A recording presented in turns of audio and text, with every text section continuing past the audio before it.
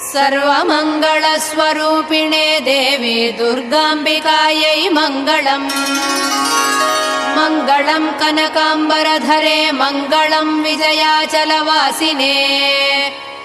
सर्वगुणसम्पूजिते देवी नित्यम् भवतु मङ्गलम्।